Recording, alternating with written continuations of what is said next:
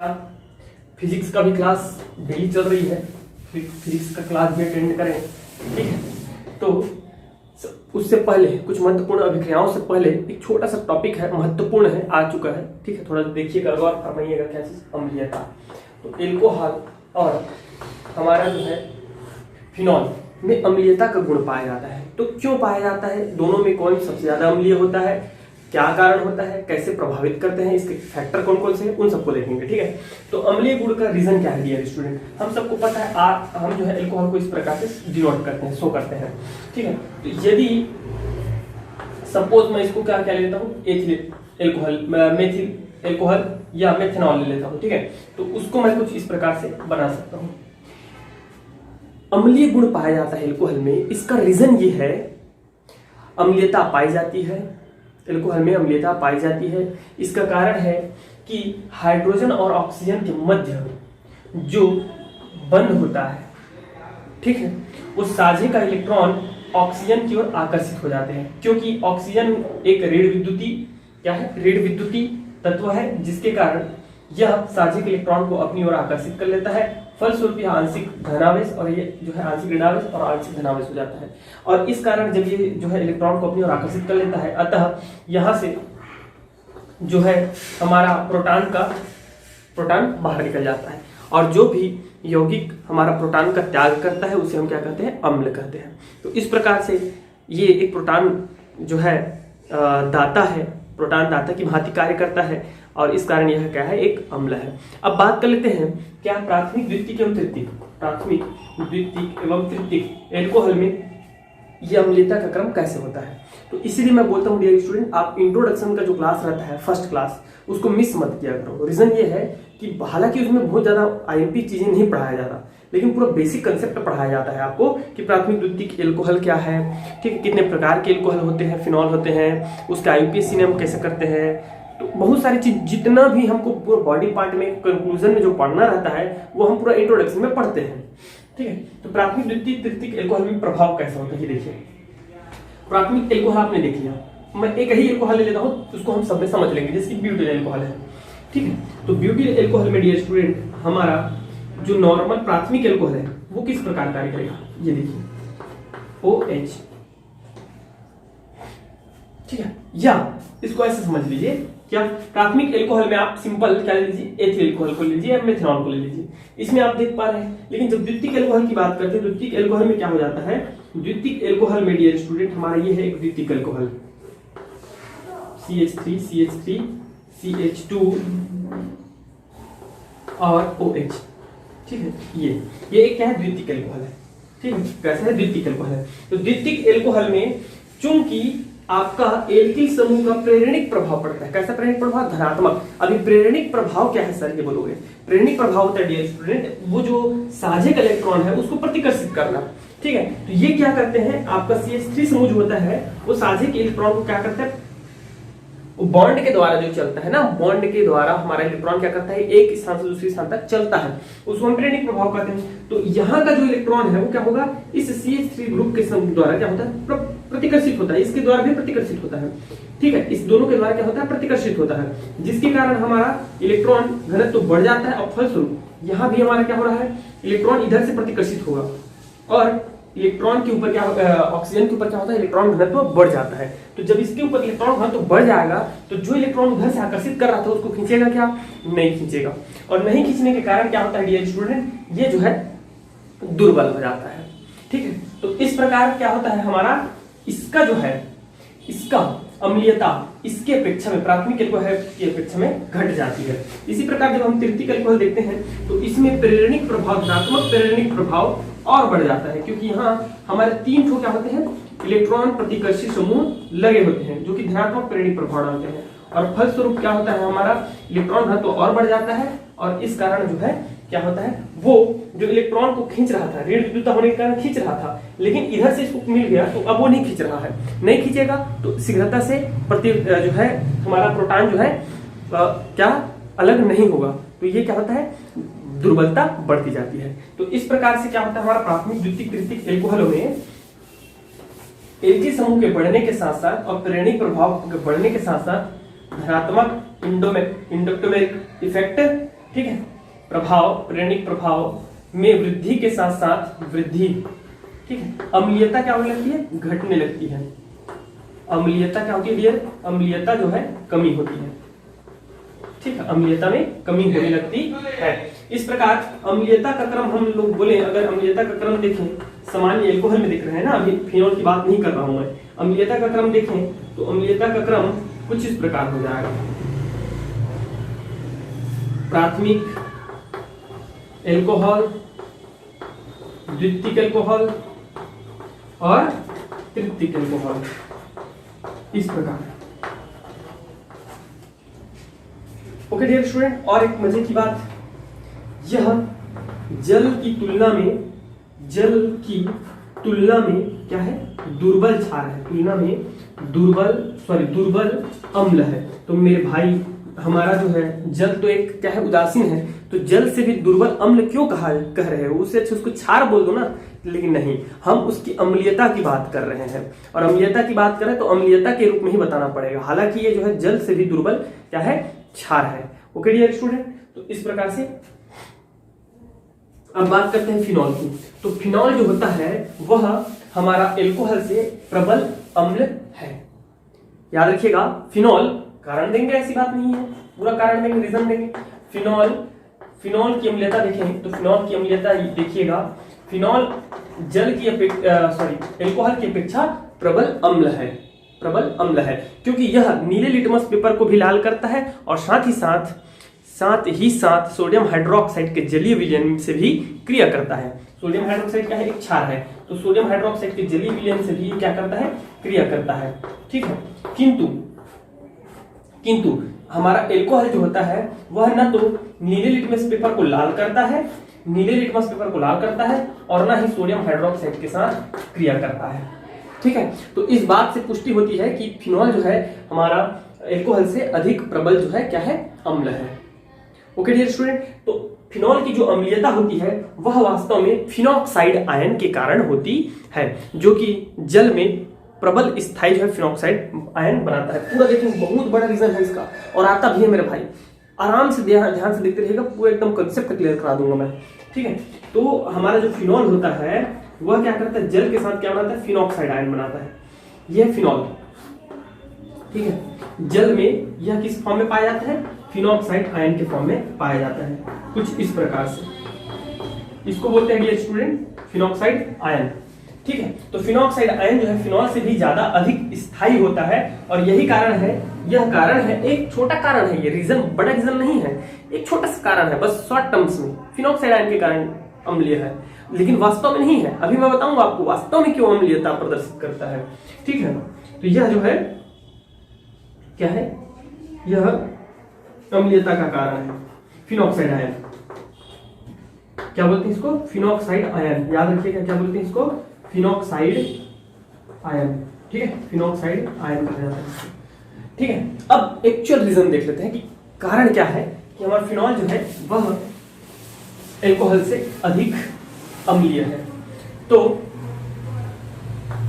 Phenol का alcohol से अधिक अम्लीय होने का कारण, तो इस तथ्य को हम अनुनादी अवधारणा के आधार पर समझा सकते हैं। कौन सा, रेजोनेंस, ठीक है, अनुनादी अवधारणा के आधार पर समझा सकते हैं। कैसे, एकदम सर तरीका बता रहा हूं मैं कैसे, मेरे भाई देखते रहिएगा। यह है मेरा एक phenol, what is this, that is a phenol, ठीक है। फिनॉल हम सबको पता है, यह है कैलकुले के अनुसार हमारा बेंजीन की संरचना, और हम यह भी जानते हैं कि ऑक्सीजन परमाणु पर क्या होंगे, 2 एकाकी इलेक्ट्रॉन युग्म उपस्थित होंगे। कितना होता है बता दीजिए मुझे इसका, बाह्यतम 8 होता है ऑक्सीजन का, है ना, तो 6 रहेगा, 2 आंतरिक कोष में, 6 बाह्य कोष में, तो 2 सहसंयोजक बॉन्ड बनाने में काम आ गया, तो 4 एकाकी इलेक्ट्रॉन युग्म नहीं रहेगा जी, मतलब 2 एकाकी इलेक्ट्रॉन युग्म रहेगा, ठीक है। अब ये देखिए अनुनाद रेजोनेंस क्या है, यह जो है इसी अवस्था में नहीं रहता, ये स्थायी अवस्था नहीं है। क्या होता है, यह एकाकी इलेक्ट्रॉन युग्म इसके साथ, इनके बंधों के साथ जो डबल बॉन्ड है, ठीक है, उसके साथ संयुग्मित रहता है, लोकलाइज्ड रहता है। तो लोकलाइज्ड होने के कारण ये जो है यहाँ पे नहीं रहता, ये विचरण करने से निकलता है, पूरा घूमने के लिए निकलता है। घूमने कैसे निकलता है, ये यहाँ पे आएगा, ये डबल बॉन्ड, तो कोई भी डबल जो है दो इलेक्ट्रॉन मिलकर के एक बॉन्ड का निर्माण करते हैं, ठीक है। तो ये डबल जो है दो इलेक्ट्रॉन जो है यहाँ पर आएंगे तो एक बंध का निर्माण हो जाएगा। कैसे बंध का निर्माण होगा देखते रहिएगा ध्यान से ना, एक बंध का निर्माण हो जाएगा, यहाँ पे डबल बॉन्ड हो जाएगा। अब यहाँ से चूंकि इलेक्ट्रॉन निकले हैं इसलिए यहाँ क्या आ जाएगा, धनावेश आ जाएगा, ठीक है। यहाँ क्या आ जाएगा, धनावेश आ जाएगा मेरे भाई, इस प्रकार से धनावेश आ जाएगा, ओके। और यहाँ पे डबल बॉन्ड आ गया, तो यहाँ पे डबल बॉन्ड होगा तो यहाँ के कार्बन के पास कितने बॉन्ड हो रहा है, ये देखो आप 5 बॉन्ड हो रहा है कि नहीं हो रहा है, 5 बॉन्ड हो रहा है। तो 5 बॉन्ड कैसे होगा, कार्बन की संयोजकता 4 होती है, 4 बॉन्ड होना चाहिए, तो इसको एक बॉन्ड को तोड़ना पड़ेगा। लेकिन ये तो नया बना है तो इसको तोड़ नहीं सकते, इसको तोड़ूंगा तो बेंजीन तो खत्म हो जाएगा, मतलब मुझे ये तोड़ना पड़ेगा यार। तो ये जो है विक रहता है इसलिए टूट जाता है और कहाँ जाएगा, यहाँ जाएगा। ये जब टूटेगा तो एक बॉन्ड जब टूटेगा, एक बॉन्ड जब टूटता है तो एक बॉन्ड टूटने के कारण कितने इलेक्ट्रॉन बनते हैं, 2 इलेक्ट्रॉन। दोनों इलेक्ट्रॉन कहाँ जाएंगे, यहाँ जाएंगे। इलेक्ट्रॉन को ऋण आवेश से किया जाता है, ये है 2 इलेक्ट्रॉन है, ये एक्चुअल में 2 इलेक्ट्रॉन यहाँ जाएंगे। अब देखते रहिए ना, ध्यान से देखते रहिएगा। अब ये क्या करेगा, ये यहाँ अटैक करेगा, यहाँ अटैक करेगा। तो ये जब यहाँ अटैक करेगा तो इस वाले कार्बन के पास 5 बॉन्ड हो जाएगा। कैसे, 2 3 और ये जो नया बनेगा वो 4 और एक हाइड्रोजन यहाँ जुड़ा रहता है वो 5। तो इसको फिर तोड़ना पड़ेगा, तो ये टूटेगा और कहाँ जाएगा, यहाँ जाएगा यार, ठीक है, यहाँ जाएगा। तो ये हो जाएगा मेरा भाई इस प्रकार से, ये हो जाएगा हमारा कुछ ऐसा प्लस H, ओके। और ये डबल बॉन्ड हो जाएगा, ये जब आएगा तो ये टूटेगा तो यहाँ माइनस आ जाएगा और हमारा है ये ऐसा कुछ, ठीक। अब ये क्या करेगा, थर्ड स्टेप में ये अटैक करेगा तो ये टूटेगा और ये आ जाएगा यहाँ, ओके। तो ये हमारा आगे बढ़ा और उम्मीद करता हूँ आप सबको अच्छे से दिख रहा होगा। ये यहाँ पे आएगा तो डबल बॉन्ड बन गया, ये टूटा तो यहाँ पे क्या आ जाएगा, हमारा ऋण चिन्ह आ जाएगा यहाँ, ठीक है। और ये डबल बॉन्ड ऑक्सीजन और एक हमारा एक इलेक्ट्रॉन ये धन चिन्ह, और ये है हमारा इस प्रकार। अब एक चक्कर और घुमाओ इसको, अब क्या होगा, अब ये जो है ये इलेक्ट्रॉन जो है यहाँ पे अटैक करेगा, यहाँ अटैक करेगा तो ये टूटेगा और ये वापस से अपनी जगह में चला जाएगा, मतलब ये हो जाएगा ऐसा। ये यहाँ अटैक करेगा मतलब यहाँ बॉन्ड बनाएगा, और ये है और ये है, और ये कहाँ चला जाएगा, ये चला जाएगा अपनी जगह में, और ये हो जाएगा सिंगल बॉन्ड क्योंकि टूट गया है तो टूटेगा तो हमारा 2 इलेक्ट्रॉन मुक्त होगा, दोनों इलेक्ट्रॉन वापस से अपनी जगह में आ जाएंगे और उसका धन चिन्ह हट जाएगा, ठीक है। तो ये इस प्रकार की क्रिया सॉरी इसको बोलते हैं रेजोनेंस, कि ये स्थायी नहीं होता, ये जो है इस प्रकार चलती रहती है, ओके। तो इस प्रकार ये जो है चल रही है। अब देखो मेरे भाई क्या चीज देखो, बता रहा हूँ उसको ध्यान से सुनिए, क्या चीज देखिए इसमें स्पेशल है क्या, इन दोनों को छोड़ ही दीजिए, दोनों तो सेम है, ठीक है। अगर मैं इस साइन को हटा दूं इन दोनों को, एक कैलकुले का संरचना कहलाता है, कैलकुले का, ठीक है। इन दोनों में सिर्फ इतना डिफरेंट है कि ये जो है वो पलट गया है पूरी तरीके से 180 डिग्री सेल्सियस पर 180 डिग्री पर पलट गया है और कुछ नहीं। मेन हमारे ये तीनों है, तो तीनों में आप देख पा रहे होंगे ये आर्थो में ऋणात्मक चिन्ह है, आर्थो में ऋणात्मक चिन्ह है, पैरा में ऋणात्मक चिन्ह है, ठीक है। तो इसीलिए अभी से याद रख लो, हम बहुत सारा रासायनिक अभिक्रिया देखेंगे तो काम आएगा। अभी से याद रख लो कि जो है इलेक्ट्रॉन घनत्व कहाँ सबसे ज्यादा रहता है, पैरा और आर्थो में। इसलिए जो भी न्यूक्लियो इलेक्ट्रोफिलिक कोई भी अगर आक्रमण करेगा, इलेक्ट्रोफिलिक समूह जिसको इलेक्ट्रॉन पसंद है, लब करता है उस इलेक्ट्रॉन से, मतलब जो धनावेशित कण है वह कहाँ अटैक करेगा, आर्थो और पैरा पे अटैक करेगा, मेटा पे नहीं जाता है, आर्थो पैरा पे जाता है। रीजन क्या है, वहां इलेक्ट्रॉन घनत्व अधिक होता है। एक बात की जानकारी। दूसरी बात की जानकारी, अगर मैं इन दोनों को छोड़ के इन तीनों का मैं एक अनुनाद संरचना बनाता हूं तो अनुनादी संरचना कुछ इस प्रकार हो जाएगा। कैसे हो जाएगा मेरे भाई, ऐसा हो जाएगा। इन तीनों का बस मैं अनुनादी संरचना बना लूं, ठीक है, ये कुछ ऐसा हो जाएगा, ये धनावेश। इन तीनों का अनुनादी संरचना अगर मैं बनाता हूं तो कुछ इस प्रकार से बन जाएगा, है कि नहीं, बनेगा। Very good sir. अब इस चीज से मुझे क्या जानकारी मिल रही है, ये देखो, चूंकि यहाँ इलेक्ट्रॉन घनत्व उच्च है, हाइड्रोजन जो है वो धनावेशित है, तो हाइड्रोजन जब धनावेशित है तो अपने अष्टक को पूर्ण करने के लिए वो इलेक्ट्रॉन को आकर्षित करेगा। तो किधर के इलेक्ट्रॉन को आकर्षित करेगा, वह जो है इलेक्ट्रॉन आकर्षित करेगा हाइड्रोजन की ओर का। कहाँ का, हाइड्रोजन की ओर का। मतलब ये जो डबल बॉन्ड जो बना हुआ है, बंध बना हुआ है, इस बंध के इलेक्ट्रॉन को अपनी ओर आकर्षित करेगा। इस कारण मेरे भाई क्या हो जाता है, यही रीजन है कि इलेक्ट्रॉन जब इधर का आकर्षित कर लेगा, इलेक्ट्रॉन आकर्षित कर लेगा, तो प्रोटॉन क्या हो जाता है, आपका हाइड्रोजन क्या होता है, प्रोटॉन के रूप में पृथक हो जाता है। और यही कारण है कि हमारा जो है फिनॉल क्या है, किस फॉर्म में रहता है, क्षार के रूप अम्ल के रूप में पाया जाता है। मतलब ये अम्लीय होता है, फिनॉल क्या होता है, अम्लीय होता है, क्योंकि यहाँ ऑक्सीजन, इसके अनुनादी संरचना से हमको पता चलता है कि ऑक्सीजन धनावेशित है, अर्थात उसको इलेक्ट्रॉन की आवश्यकता है, अतः OH बंध के इलेक्ट्रॉन को अपनी ओर आकर्षित कर लेगा, फलस्वरूप ये क्या होगा, हमारा पृथक हो जाएगा और क्या बन जाएगा, अम्ल बन जाएगा। दैट्स क्लियर ना? ओके, सबको समझ में आ गया अच्छे से ना? यही चीज है और कुछ नहीं। अब देखते हैं कुछ फैक्टर्स। इतना तो क्लियर हो गया सबको मेरे भाई? हमने देखा जैसे कि एल्कोहल में जैसे जैसे और एल्किल समूह जुड़ते जाता है, ठीक है, या द्वितीयक तृतीयक में बदलते जाता है, तो क्या होता है, उसकी अम्लीयता घटने लगती है। रीजन क्या है? क्योंकि प्रेरणिक प्रभाव, धनात्मक प्रेरणिक प्रभाव बढ़ने लगता है, जिसके कारण क्या होती है, उसकी अम्लीयता घटने लगती है। तो फिनॉल पे इसका क्या इफेक्ट होता है?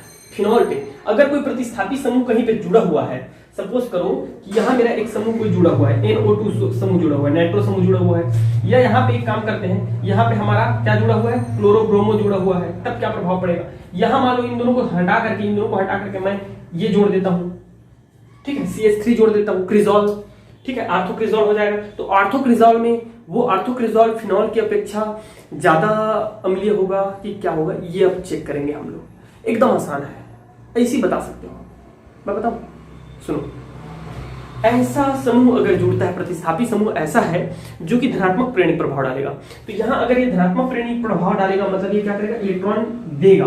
तो इलेक्ट्रॉन देगा मेरे भाई, तो ये क्या होगा, इलेक्ट्रॉन जब ये देगा, तो इसके इलेक्ट्रॉन जो है संतुष्ट हो जाएगा। संतुष्ट होगा मतलब इसकी जो है जो भूख थी वो कम हो जाएगी। मेरी बात समझ में आएगी नहीं आएगी? ये ज्यादा भूख है इलेक्ट्रॉन का, तो ये इलेक्ट्रॉन कहीं कोई देगा, चाहे इधर से दे रहा है, मानता हूं इधर से दे रहा है, लेकिन फिर भी उसकी भूख क्या हो जाएगी, थोड़ी सी संतुष्ट हो जाएगी, फलस्वरूप उसका निकलना थोड़ा कठिन हो जाएगा। तो इलेक्ट्रॉन दाता अर्थात धनात्मक प्रेरणिक प्रभाव डालने वाले जो हमारे समूह होंगे, सबसे अच्छा धनात्मक प्रेरणिक प्रभाव डालने वाला समूह होता है एल्किल समूह। तो एल्किल समूह क्या करेंगे, उसकी अम्लीयता को कम कर देंगे। और ऐसे समूह जो इलेक्ट्रॉन को खुद आकर्षित करते हैं, that means electrophilic, electro lover, ठीक है, वो क्या करेंगे, उसके अम्लीयता को और बढ़ा देंगे। क्यों? वो पहले से भूखा है, उसको इलेक्ट्रॉन चाहिए, और ये इलेक्ट्रॉन और खींच रहे हैं क्योंकि ये इलेक्ट्रोफिलिक है।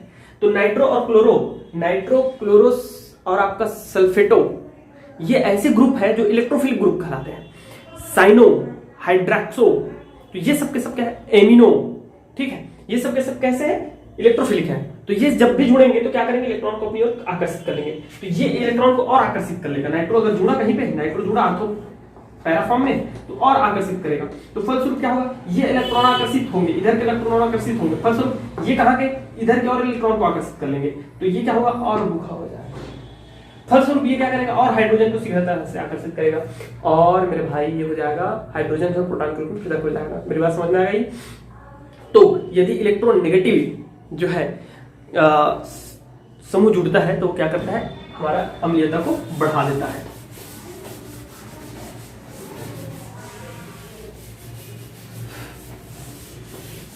ठीक है डियर? और इसी को थोड़ा सा और व्याख्या कर सकते हो फिनॉक्साइड आयन के द्वारा। कैसे फिनॉक्साइड आयन द्वारा? भाई एल्कोहल जो होता है ना, वो क्या करता है, जब प्रोटॉन का त्याग करता है, क्या करता है, प्रोटॉन का त्याग करता है, तो जो आयन बनता है उसको हम क्या कहते हैं, फिनॉक्साइड आयन। अब भी मैं आपको थोड़ा सा समझाया था, ठीक है। तो इस फिनॉक्साइड आयन में होता क्या है, फिनॉक्साइड आयन जो होता है डियर स्टूडेंट, ये इरिडावेस इस प्रकार से, तो यहाँ ये और ज्यादा स्थायी है, उससे ज्यादा और स्थायी है। तो इसमें भी आपको क्या करनी है, कुछ नहीं, सिंपल सा, इसमें भी इसी जो है चेन रिएक्शन को, अनुनादी को समझा दीजिएगा। तो अनुनाद जिसके भी मैं समझाया हूँ, ठीक है। अगर समझना है भैया कि बता दें यार, मैं सोच रहा था थोड़ा सा आगे बढ़ा जाए, क्योंकि ये बहुत बड़ा क्लास हो जाता है। ये इलेक्ट्रॉन निकला ना, तो ये क्या रहेगा, एक आख इलेक्ट्रॉन युग्म के रूप में उपस्थित रहेगा। तो ये अटैक करेगा यहाँ से, ये टूटेगा यहाँ, ठीक है। इसी को आगे बढ़ाते जाइए, 3 आपको अनुनादी संरचना मिलेगी। तो इसका जो अनुनादी संरचना होता है वह फिनॉल से भी अधिक स्थायी होता है। तो जो जितना ज्यादा स्थायी होता है, ये उससे भी ज्यादा स्थायी है। अतः ये और प्रबल जो है, प्रबलता के साथ प्रूव करता है कि नहीं, हमारा फिनॉल जो है एल्कोहल की अपेक्षा ज्यादा प्रबल अम्लीयता रखता है। चलो डियर स्टूडेंट, अब देखते हैं एल्कोहल की महत्वपूर्ण रासायनिक अभिक्रिया है।